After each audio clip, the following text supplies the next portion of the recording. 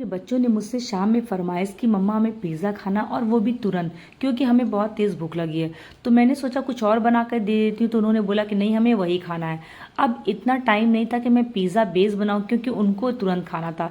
और लखनऊ में बारिश की वजह से ना हम जो भी चीज़ें मंगवा रहे हैं बाहर से, तो ऑनलाइन डिलीवरी में थोड़ा सा टाइम लग रहा है। तो अब बच्चों को भूख लगी, तो फटाफट से मैंने सोचा चलो पिज़्ज़ा जो है इंस्टेंट पिज़्ज़ा बनाते हैं। तो देखा फ्रिज में रखा हुआ था ब्रेड और सब्जियां, तो कॉर्न खत्म हो चुका था, क्योंकि मैंने कॉर्न की बहुत ढेर सारी चीज़ें बना डाली। और ये जो भी सब्जियां मेरे फ्रिज में पड़ी हुई थी, मैंने उसको निकाला और अच्छे से वॉश करने के बाद सारी सब्जियों को अच्छे से मैंने बारीक चॉप्ड कर लिया। अब चॉप्ड करने के बाद इनको एक बोल में ट्रांसफ़र कर दिया। और मशरूम भी रखा हुआ था, तो मैंने मशरूम को भी इस तरह पतले पतले स्लाइसेस में कट कर लिया और इसी के साथ वेजीज के साथ मिक्स कर दिया। अब इसमें ऐड कर रही हूँ 1 टीस्पून नमक, आप अपने टेस्ट के अकॉर्डिंग ऐड कर लीजिएगा। और अब इसमें जाएगा 3 टेबलस्पून पिज़्ज़ा पास्ता सॉस। अगर आपको कम लगे तो आप 1 से 2 चम्मच और ऐड कर सकते हैं। अब सॉस ऐड करने के बाद इसमें जाएगा सीजनिंग, तो मैं यहाँ पर पिज़्ज़ा पास्ता सीजनिंग ऐड कर रही हूँ, आप चाहे तो ऑरिगेनो का भी यूज़ कर सकते हैं। और इसको डालने के बाद 1 टीस्पून चिली फ्लेक्स डालेंगे और इसको अच्छे से कर लेंगे मिक्स। तो 1 से 2 मिनट इसको मिक्स कर लीजिए। और मिक्स करने के बाद अब इसमें जाएगा हाफ कप मोज़रेला चीज़।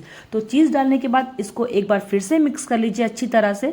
और ये हो चुकी है पिज़्ज़ा के लिए हमारी स्टफिंग रेडी। अब यहाँ पर मैंने ले लिए ब्रेड के पीसेस, तो आप अपने हिसाब से जितने लोगों के लिए बना रहे हैं आप अपने हिसाब से कम ज़्यादा कर लीजिएगा। अब यहाँ पर ब्रेड के पीसेस पे हमें अप्लाई करना है ये पिज़्ज़ा पास्ता सॉस, तो अच्छे से अप्लाई करिएगा। तो मैंने आधी चम्मच सारे ब्रेड्स पे इस तरह अप्लाई कर दिया है।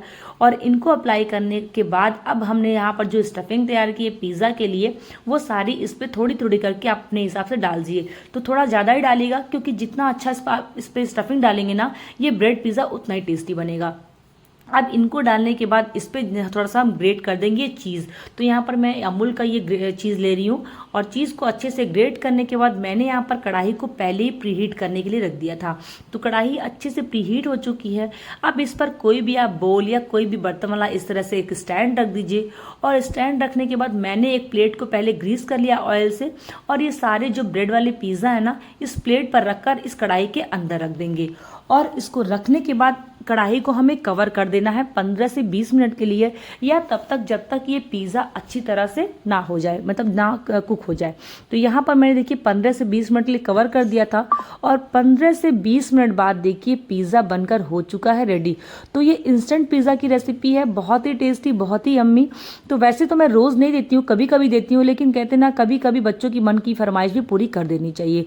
तो यहाँ पर देखिए ब्रेड पिज़्ज़ा बनकर हो चुका है रेडी, और मैं चलिए अपने बच्चों के साथ एंजॉय करने।